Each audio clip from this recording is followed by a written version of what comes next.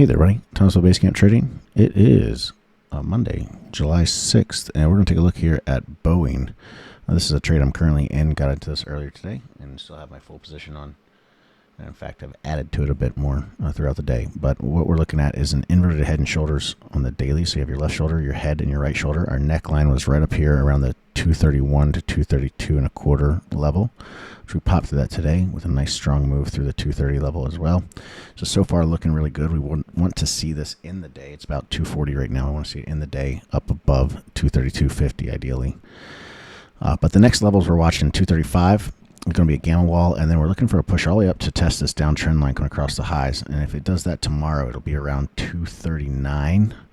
And once we're through 239, 240 will also be a gamma wall to pay attention to, with the stretch target of the previous pivot highs all the way up here at around 244. So looking good so far. It is a little bit extended because we made this whole move in the last 2 days, but it does look good. I like where we're closing. I like how it's held up throughout the day. Next level again for resistance, 235 gamma wall, and then we're looking for the push up to around 239 on that downtrend line. So keep an eye on it. Overall, not a bad looking setup. It's playing out correctly.